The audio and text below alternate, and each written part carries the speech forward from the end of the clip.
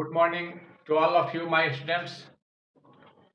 We have already read narration till must and need. Today we are going to read sentences with let. Sentences with let.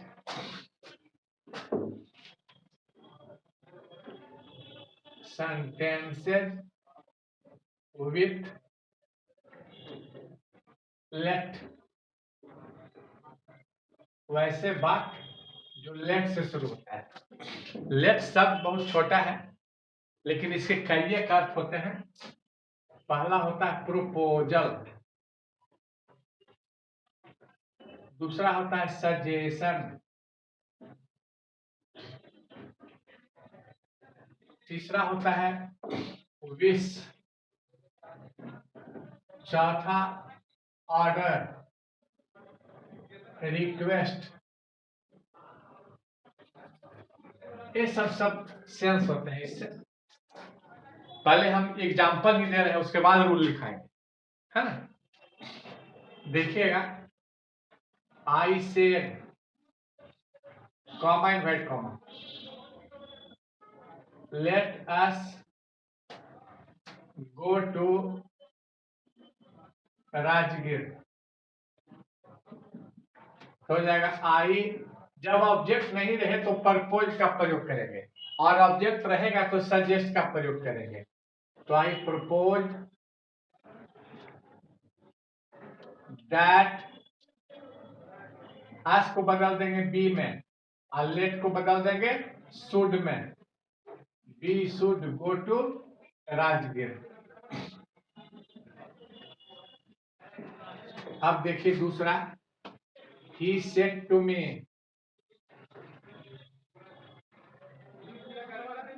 Late us play cricket.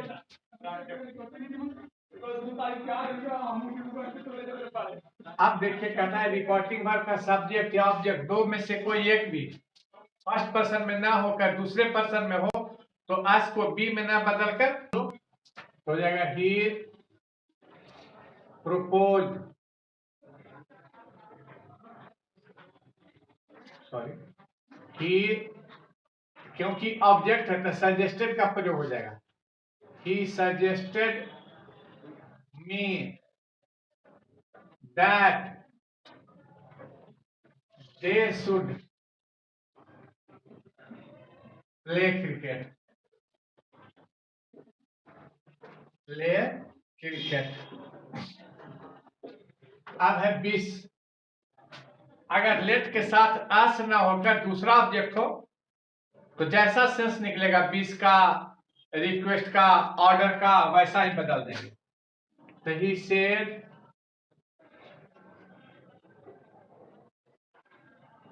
Comma invert comma, let me play cricket. लेकिन let के बाद जो object होगा उसे subject मानकर person change करेंगे। माने मी रहेगा तो आई मान लेंगे, हिम रहेगा तो ही मान लेंगे। तो क्या हो जाएगा, ही विश्ड दैट ही, और लेट को शुड में बदल रहे थे, अब शुड में नहीं बदलेंगे। माइट बी अलाउड टू, या परमिटेड टू भी लिख सकते हैं, प्ले क्रिकेट। Play cricket. इसके बाद है order. The principal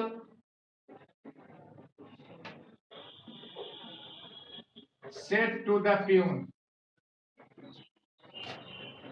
comma inverted comma, let the boy come in। तो क्या हो जाएगा, the principal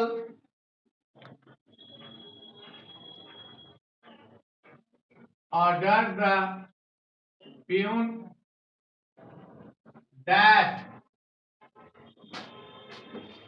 the boy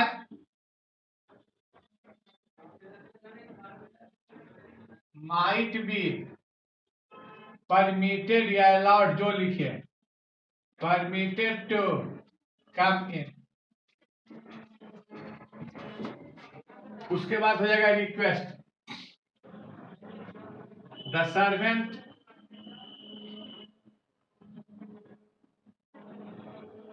said to his master, comma and comma, let me go home.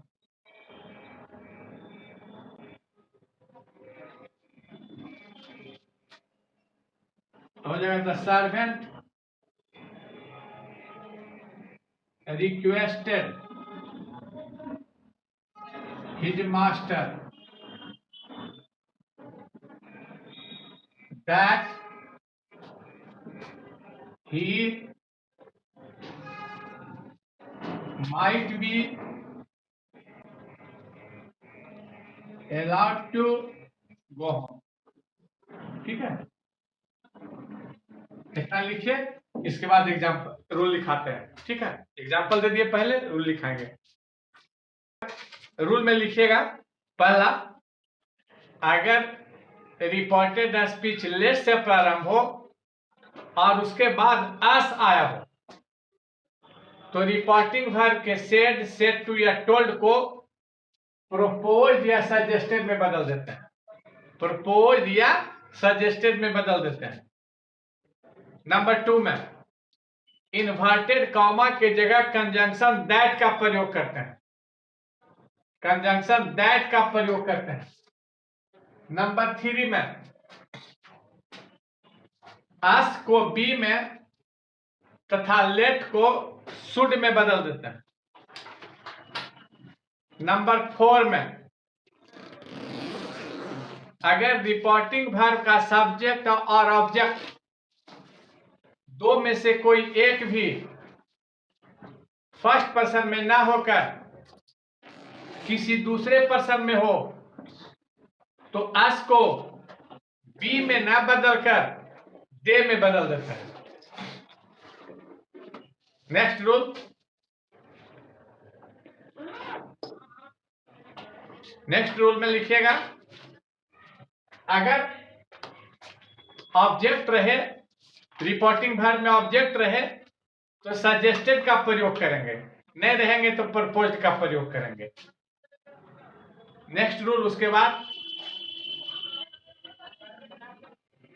अगर लेट के साथ अस ना होकर कोई दूसरा ऑब्जेक्ट हो, मी, हिम इत्यादि, तो रिपोर्टिंग वर्ब के सेड, सेड टू या टोल्ड को रिपोर्टेड स्पीच के अर्थ के अनुसार विश, ऑर्डर्ड या रिक्वेस्टेड में बदल देता है. विश्ड, ऑर्डर्ड या रिक्वेस्टेड में बदल देता है. उसके नेक्स्ट रूल, लेट को शुड में ना बदलकर माइट बी अलाउड टू या माइट बी परमिटेड टू में बदल देते हैं. लेट को शुड में ना बदलकर माइट बी अलाउड टू या माइट बी परमिटेड टू में बदल देते हैं. लेट के बाद जो ऑब्जेक्ट होता है उसे सब्जेक्ट मानकर पर्सन चेंज करता है. जैसे मी रहेगा तो आई मान लेंगे, हिम रहेगा तो ही मान लेंगे.